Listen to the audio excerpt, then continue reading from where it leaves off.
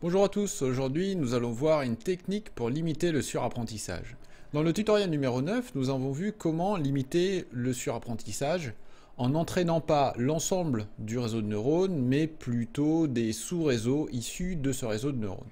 Cette fois-ci, nous n'allons pas toucher au réseau de neurones pour repousser le problème du surapprentissage, mais plutôt au dataset, plutôt à notre base de données à noter. L'idéal, bien sûr, pour limiter ce surapprentissage, c'est d'avoir un dataset le plus gros possible, sauf que ça demande énormément d'énergie, énormément de temps de constituer une telle base de données. Assez souvent, on se contente de 5000 images, 10 000 images dans le meilleur des cas, et il est rare de trouver des bases de données qui soient plus grosses. Alors, certains ont eu l'idée, pour compléter cette base, de reprendre les informations du dataset et d'appliquer des transformations sur ces exemples. Donc si on prend une base, si on reprend notre base de CIFAR, donc une base de données d'images, on va prendre nos images et on va appliquer des petites transformations dessus. Par exemple, des changements de luminosité, des changements de contraste, on peut légèrement recadrer l'image, on peut faire une symétrie horizontale, verticale, une rotation. On peut imaginer toutes sortes de transformations sur notre information. Et il se trouve que cette méthode toute simple permet de repousser un peu le surapprentissage et donc de gagner encore sur l'apprentissage en faisant baisser l'erreur sur notre jeu de validation. La technique étant connue, il y a bien sûr toutes les fonctions dans TensorFlow et on va aller faire un tour dans la documentation, voir l'arborescence tensorflow.image. Donc voilà la page de la documentation. Donc comme vous le voyez, il y a tout un tas de fonctions qui sont assez classiques pour faire des modifications sur les images. Donc on peut ajuster le contraste, on peut ajuster la luminosité, on peut ajuster la saturation. On a tout un tas de fonctions, des fonctions pour faire du crop, pour redimensionner. Ici on a des symétries. Voilà, donc la liste est relativement grande et ce qui est intéressant, c'est que si on vient voilà, à R sur random, ici on a plus ou moins les mêmes fonctions mais avec random. On peut donner à ces fonctions tensorflow.image.random quelque chose, on peut lui donner notre image et une transformée aléatoire va être faite sur ces images. Alors, en fonction bien sûr de la fonction, donc là, on peut donner à cette fonction un coefficient de correction de la luminosité minimum et maximum, et TensorFlow va réaliser un changement de luminosité un peu aléatoire en restant dans la plage de coefficients qu'on lui a donné. Ici, on a une autre fonction, par exemple random flip up down. On a en retour une chance sur deux d'avoir une image dont TensorFlow a fait une symétrie horizontale. Et donc voilà, on voit une liste de fonctions assez grande, mais ce qui est intéressant, c'est que on a des fonctions avec des modifications qui sont randomisées, c'est-à-dire dont les paramètres sont tirés de façon aléatoire. Bien, donc j'ai à disposition tout un tas de fonctions qui peuvent modifier aléatoirement mes images. Ce que je vais faire donc, c'est que je vais construire un dataset qui va être 4 fois plus grand que le dataset que j'ai aujourd'hui. Donc je vais prendre ma base CIFAR et je vais faire une copie et appliquer des modifications sur les images de cette base. Et ça, je vais le faire 3 fois, si bien que je vais avoir une base donc 4 fois plus grande. Donc je vais commencer par écrire une fonction à qui je donne une image et qui me renvoie une image modifiée aléatoirement. Et je vais ensuite appliquer cette fonction sur toute ma base de données, sur tout mon dataset. Donc voilà la fonction que j'ajoute, qui prend en entrée une image et qui applique un certain nombre de fonctions random que j'ai pris donc dans tf.image. Donc là on a une chance sur deux par exemple de faire une symétrie selon l'axe vertical. Les valeurs que je donne ici, par exemple ici vous avez une valeur min et max, ce sont des valeurs assez classiques. Bien sûr vous pourrez changer ces valeurs, mais ces valeurs marchent plutôt bien. Donc voilà, là on fait des quelques transformations sur la saturation, la luminosité, le contraste. Et enfin ici je fais un crop, c'est-à-dire qu'on va légèrement redimensionner l'image. En fait, pas redimensionner l'image, mais extraire une sous-image de notre image qui est légèrement plus petite. Ici, 10% plus petite. En fait, je récupère 90% de l'image. Vous pouvez changer bien sûr ce paramètre. Alors là, je suis parti sur 90% de l'image parce que les images sont tout de même relativement petites et bien centrées sur l'objet. Il y a assez peu de marge sur les côtés. Donc là, il vaut mieux éviter d'aller plus loin, de mettre un 0,91, 0,70. On va commencer à pas mal couper l'objet. Et comme l'entrée du réseau de neurones est de 32 sur 32, il faut ensuite que je remette mon image à la bonne dimension. C'est pour ça que là, je récupère les anciens X et Y, je fais mon crop et ensuite je resize, je remets à la dimension initiale. Et enfin, je renvoie donc la nouvelle image.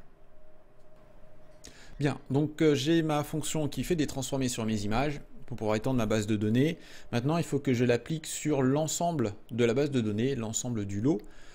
J'ai pas besoin de faire une boucle parce que là encore, il y a une fonction dans TensorFlow à qui je peux donner une fonction et un dataset. Et la fonction est appliquée à l'ensemble des éléments du dataset. Cette fonction, c'est tensorflow.map_fn. Quand on lui donne un lot, en fait, la dimension 0 de ce lot doit être la dimension des éléments.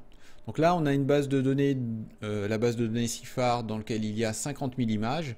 Donc la géométrie de mon lot est 50 000, 32, 32, qui sont la hauteur et la largeur des images, et 3, puisque ce sont des images couleurs, donc RGB, donc 50 000, 32, 32, 3.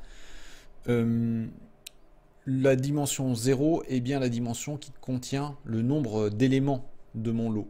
Donc c'est la fonction tensorflow.map_fn travaille sur cette première dimension.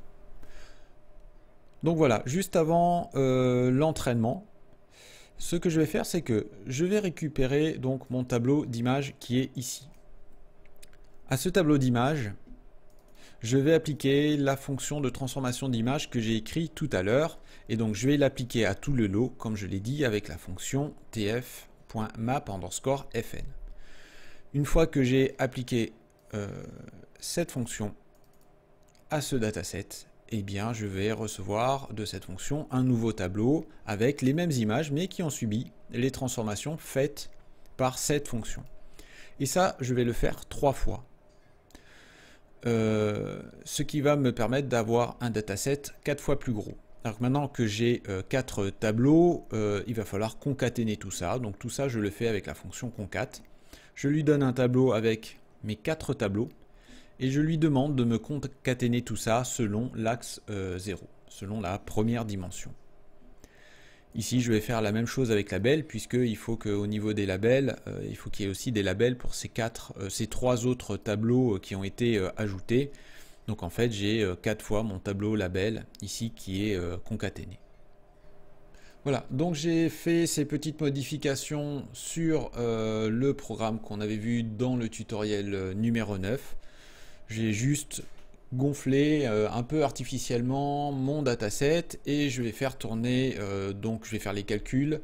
Ça va prendre 2h30 et on va regarder dans un moment la courbe d'apprentissage, voir si on a pu grappiller encore quelques pourcentages.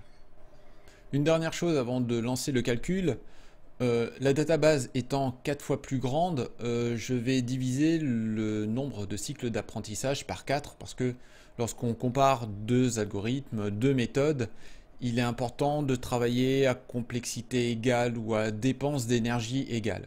Donc sur notre réseau VGG que j'avais appliqué à la base CIFAR de la dernière fois, avec et sans dropout, on avait fait 200 cycles d'apprentissage, on avait tourné sur 200 cycles. Là, comme j'ai multiplié la base par 4, je vais tourner sur 50 cycles d'apprentissage. Voilà, les calculs sont faits et voilà à quoi ressemble la courbe. Donc là, vous reconnaissez en bleu et en orange les deux courbes de la dernière fois, donc notre réseau VGG avec et sans dropout. Sans le dropout, on avait une erreur de 17,58%. Et avec le dropout, on avait vraiment pas mal gagné. On était à 11,99%, on va dire 12%. Là, en ajoutant cette technique, donc là j'ai le dropout plus la technique que l'on a vue aujourd'hui. Donc on va moins loin, j'ai dit que je faisais 50 cycles, et là on voit qu'on a encore gagné. Et on voit que la courbe a encore envie de descendre. Là on est à 10,43% d'erreur.